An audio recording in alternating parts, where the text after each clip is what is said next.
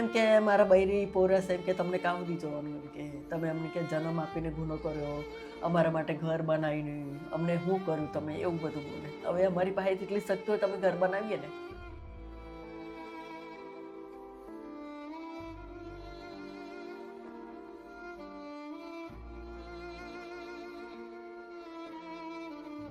નમસ્કાર દોસ્તો, હાલ અમે સુરતમાં છીએ અને ખાસ આજે એવા નિરાધાર દાદા દાદી પાસે આવ્યા છીએ જેમનું જીવન ખૂબ જ ખરાબ હાલતમાં પોતાનું જીવન છે. એક 10 બાય 10ની રૂમમાં રહે છે અને દાદા દાદી પોતાનું કહેવાય ને કે ગટપણની સાથે એકલતાવાળું જીવન જીવી રહ્યા છે. ઘણી બધી તકલીફો સાથે દાદા દાદી પોતાનું જીવન જીવી રહ્યા છે. દાદા દાદી સાથે વાત કરીએ કે એમના જીવનમાં શું શું તકલીફો પડે છે. અને દાદા દાદીને 4 દીકરા હતા, એમાંથી 2 ગુજરી ગયા છે અને 2 છે પણ એક દીકરો જતો રહ્યો છે અને એક દીકરો છે હાંસવતો નથી.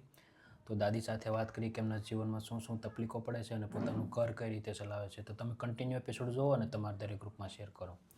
દાદી, મારું નામ નરેશભાઈ આહિર છે. દાદી, તમારું નામ શું છે દાદી? શકુંતલાબેન. તો પછી દાદી, ઘર પરિવારમાં કોણ કોણ રહ્યો છો દાદી? અમે 2 જણા જ છે. તમે ને મારા દાદા? હા. પછી દીકરો નથી રાખતો દાદી? ના, નથી રાખતો એટલે તો અલગ રહેતા છે ને, શું કરે. દાદી, રડોમાં હું સમજી શકું, દુઃખ લાગે એક માને કે આજે એક માએ એટલી મહેનત મજૂરી કરી અને દીકરાને મોટા કર્યા. રાખે નહીં, પૂછે નહીં, ફોન કરે નહીં કોઈ દિવસ કે કેવા છે કહેવાની કંઈ જ નહીં. આશરો જ નથી અમને. બીજા સહારો આપે અમને, થોડું થોડું ખાવાનું પીવાનું સહારો આપે, દવાનું એનું, પણ પોતાનો દીકરો તો જોતો જ નથી અમને. આજે કેટલા વર્ષ થઈ ગયા, 2007થી. ઓહો, 2007થી આવી હા. ગયો તમે? એ તો અમારાથી કામ થતું હતું ત્યાં સુધી અમે કામ કર્યું કંપનીમાં. મેં ઝાડુ મારતી હતી, એ વોચમેનિંગ કરતા હતા. તો પછી અત્યારે કેટલી ઉંમર છે તમારી ને મારા દાદાની? એમની તો 70ના ઉપર થઈ ગઈ. મારી 1955નો જન્મ છે એટલે મારી બી 65નો ઉપર તો છે. નહીં દાદી, હું સમજી શકું, દુઃખ થાય એમ. તો પછી કેટલા દીકરા હતા દાદી? 4. 4 દીકરા હતા. એમાંથી એક જ છે. એમાંથી 2 ઓફ થઈ ગયા હા. અને એક તો ઘર છોડીને જતો રહ્યો. કેટલા વર્ષ થઈ ગયા એને તો. 2002માં કે 1માં જ જતો રહેલો છે એ તો, મોટો, સૌથી મોટો. બરોબર. હા. અને પછી અમે ત્યાં સેલવાસ રહ્યા. સેલવાસમાં આ ભાઈનું આવું થઈ ગયું. એક 2 નંબરનો મરી ગયો, એને પેટમાં દુખાવો હતો એપેન્ડિક્સનો. અને 2007માં આ ભાઈ કલર કરતાં કરતાં પડી ગયો ઉપરથી, નાનો સૌથી. એ સારો હતો એ દીકરો. ઓહો. એ એકદમ સારો હતો. એ મને બજારમાં બી નહીં જવા દેતો. બધો સામાન લઈ આવતો, કંપનીમાંથી આવે એટલે બધો સામાન લઈ આવે. મમ્મી તારે કંઈ જ કરવાનું નહીં. એ બહુ સારો હતો. એ બી જતો રહ્યો. પછી અમે 2 જણા એકલા જ રહી ગયા. દાદી, 2007થી એકલા જ છે અમે 2 જણા. સમજી શકું, દુઃખ લાગે. આજે દીકરો હોવા છતાં પણ આવી રીતે. સેલવાસમાં બહુ મોંઘવારી. પછી એમ કરીને અમે અહીંયા સુરતમાં આવતા રહ્યા. સુરતમાં કંઈ કામ ધંધો મળે એમ કરીને અમે અહીં આવી રહ્યા. કામ ધંધો થયા ત્યાં સુધી કર્યું. હમણાં 1 વર્ષે બધું છોડી દીધું કરવાનું. કામ થાય નહીં, એમને કોઈ રાખે નહીં. કંપનીમાં ઉંમર થઈ ગઈ એટલે નહીં રાખે. અને હું જોયું, હાલી પણ નથી શકતા સરખી હા. રીતે, તો કઈ રીતે કામ કરી શકે? અને પછી મેં બી કામ કરવા જવું, હિંમત તો બહુ કરું કામ કરવાની, પણ દવાખાનામાં બહુ પૈસા જાય. પછી ખાવાના ફાફા પડે. તો અત્યારે કયો દીકરો છે તમારે? એ 3 નંબરનો. 3 નંબરનો. તો એ સાથે નથી રાખતો? ના. શું કહે છે દાદી? એમ કે મારા બૈરી પોરસ એમ કે તમને કામ દી જોવાનું એમ કે તમે અમને કે જન્મ આપીને ગુનો કર્યો, અમારા માટે ઘર બનાવીને અમને શું કર્યું તમે, એવું બધું બોલે. હવે અમારી પાસે જેટલી શક્તિ હોય તમે ઘર બનાવીએ ને. સાચી વાત. તમે ખાલી જન્મ આપીને જ એ કર્યું એમ કે. અચ્છા, એટલે દીકરો એમ કે તમે હા. ખાલી જન્મ આપ્યો, બીજું જન્મ આપ્યો એમ કે તમે ઘર બાર કંઈ જ બાંધ્યું નહીં એમ કે. એમ કહીને બોલે મેં એટલે તમે તમારું જુઓ એમ કે. મારો કોઈ જીવો, મને કંઈ પડી નથી એમ કે. નહીં દાદી, હું સમજી શકું, દુઃખ લાગે. આજે જે પેટના દીકરા આવી રીતનું કે હા. ખાવાનું ઘરે બી જાય ને તો રાખે એક દિવસ ખાલી. 1 દિવસ રાખે, પછી બીજા દિવસે ઉઠે આપણે કહીએ કે દાદાને ડાયાબિટીસ છે, ખાવાનું આપતું, કંઈ નાસ્તો બાસ્તો કંઈ નહીં આપે, ચા બી નહીં બનાવે, બેહી રહેવાનું. પછી આપણે કહીએ કે ભાઈ થોડુંક બનાવો છોકરા માટે, તો બનાવો, અમને નહીં આપે તો કંઈ નહીં. પછી પૈસા માગે અમારી પાસે. પૈસા અમે આપીએ તો બનાવે. અમારી પાસે પૈસા હોય તો અમે આપીએ, તો ક્યાંથી આપીએ અમે. એમ કરીને અમે 2 કે 3 દિવસ ભૂખ્યા તરસ્યા રહ્યા એના. ત્યાં પછી જવાનું બંધ કરી દીધું અમે. ભાડાના પૈસા તો એ બી કાઢી લીધા. પછી તમારી પાસે આધાર કાર્ડ હતું, 500 રૂપિયા અમે સ્ટેશન પર કાઢ્યા જલગાંવના. ત્યાંથી પછી સીધા આવતા રહ્યા. આજની ઘડીને કાલનો દિવસ અમે જતા જ નથી. હવે બધી આશા છોડી દીધી દીકરાની. હા. જઈને ફાયદો જ નથી ને. રોજના ઝઘડા, ખાવાનું નહીં, પીવાનું નહીં, 2 શબ્દ હારા બોલે નહીં અમારી હાથે, ઝઘડો જ કર્યા કરે. બૈરી જેમ કે એમ સાંભળે. ઓહ. બૈરીનું સાચું માને. દુઃખ થાય. હા. અને બૈરી એમ કે તમારા મા બાપ આવે એટલે ઝઘડો થાય એમ કે. એટલે પછી આજુબાજુવાળા બી જોવે તો આપણને સારું નહીં લાગે, એના કરતાં અમે બંધ જ કરી દીધું જવાનું. દાદી રડવામાં હું સમજી શકું, દુઃખ થાય એમ કે આજે એક હા, આવા વૃદ્ધ દાદા દાદી આટલું અમારા પર વિતાવ્યા પર બી અમે કંપનીમાં હતા, ડાયમંડમાં, પીપોદરામાં કંપનીમાં 2 જણા હતા. હવે એક દિવસ એ ત્યાં આવ્યો, મને એમ કે મમ્મી મારા છોકરાની તબિયત બહુ ખરાબ છે, એમ કે તમે બંને મળીને 10,000 રૂપિયા એને આપે છોકરા માટે. ઓહો, હા, તો ચાલ 2 છોકરા તો આપણા જતા રહ્યા, આના જ છોકરા છે એમ કરીને અમે આપે એને કે ચાલ તાર દવા પાણી. પછી દાદી બીજી શું શું તકલીફો પડે ઘરમાં? બસ આ જ ખાવા પીવાની તકલીફ હોય. માંદા હાંજાનું તો સરકારીમાં જાય અમે, દવા લઈ આવીએ ત્યાંથી. આ પેલા બેન છે ને એમને આપેલું, કંટ્રોલમાં મળે કે નહીં એટલે લઈ આવે. તો પછી આવી રીતે કોક આપે તો હા, થોડું થોડું આપી દે, કઈ કિલો ચોખા, કઈ લોટ, એવું બધું આપી દે.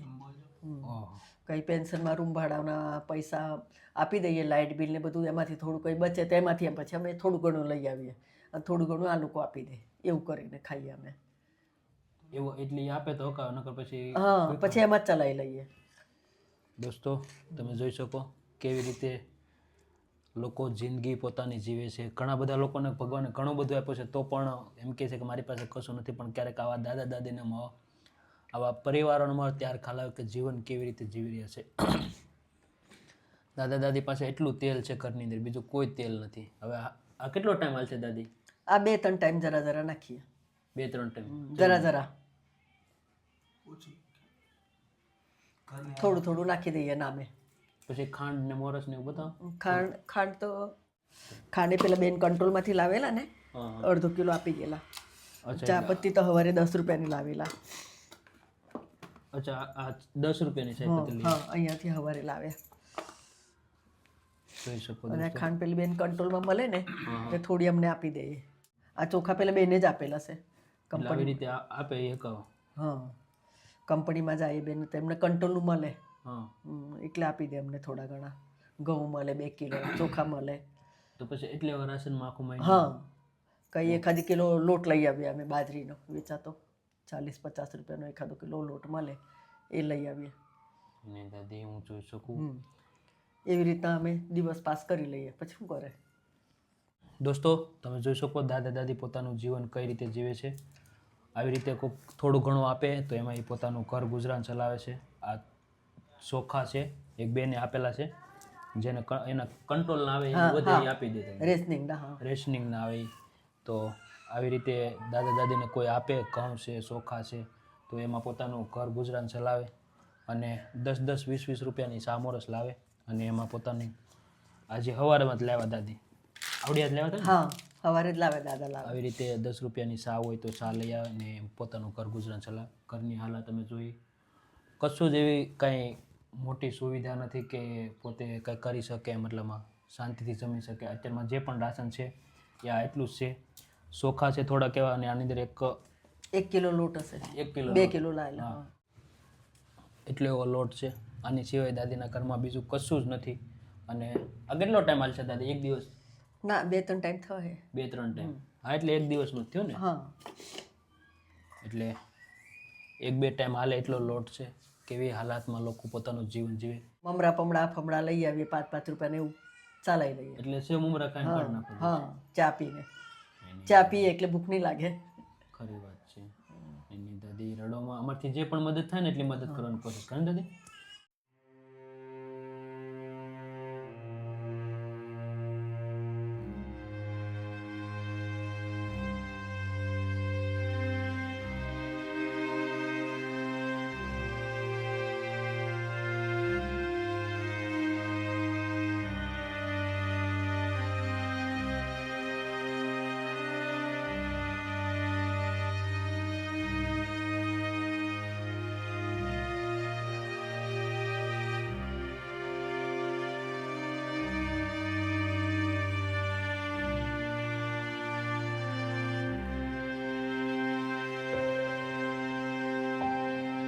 દાદા દાદી તમારે જે પણ રાશન જોતું હતું બધું રાશન આવી ગયું? હા, કેવું લાગ્યું દાદી? સારું લાગે. શું કહેશો? સારું, એકદમ સુખ. અમારા આશીર્વાદ તમને લાગે, અમારી ઉંમર લાગે તમને. ભગવાન તમારું ભલું કરે. ખુશ છો ને દાદા? અમારા જેવા ગરીબને મદદ કરે તમે, બસ એ જ આશા છે. એને દુઃખ થાય કે આજે સગા દીકરા આવી રીતે તરછોડી દે અને બીજા લોકોની મદદ લેવી પડે એટલે ઘણું દુઃખ થાય કે દાદા. બસ અમે એટલો તમે સહકાર્ય આપેલો એટલું જ બહુ એટલો જ બહુ અમારા આશીર્વાદ તમે હંમેશા રહે. એની થેન્ક યુ દાદા દાદી. અને દાદા આજનું આ ખાસ રાશન છે વિદ્યા એન્ડ વિરેન એમના તરફથી છે જે યુકેથી છે અને એમના નામ ઉપરથી આ બધું જ રાશન છે દાદા. તો શું કહેશો એમના વિશે? અમારા જેવા જે ગરીબ હોય, કોઈનો સહારો નહીં હોય, એ લોકોને મદદ કરે, એ લોકોના આત્માને શાંતિ રહે તો તમને આશીર્વાદ મળે.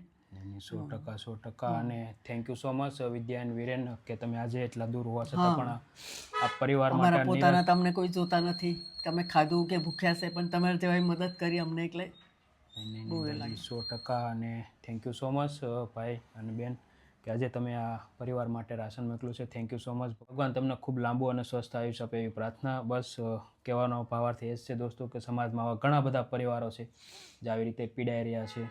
કોઈ દીકરા તરછોડી દીધા છે અથવા તો દીકરા નથી અથવા તો વિધવા બહેનો છે. તો ઘણી બધી રીતે આવા સમાજમાં ઘણા બધા આવા પરિવારો છે, નિરાધાર દાદા દાદીઓ છે, વિધવા બહેનો છે જે પીડાઈ રહી છે. તો ખાસ કરીને આપણે આવા લોકો જે નિરાધાર નિસહાય છે તેમને જે પણ આપણે યથાશક્તિ પ્રમાણે યોગદાન પ્રમાણે જે પણ ખાવા પીવામાં તકલીફ પડે છે એમાં મદદરૂપ થઈએ, જેથી કરી આવા પરિવારોની જે પણ જેટલી પણ આપણીથી થઈ શકે એટલી મદદ કરવી જોઈએ. તો બસ પ્રેમ સપોર્ટ આપતા રહેજો અને વિડીયોને વધુ શેર કરજો. જય હિન્દ, જય ભારત.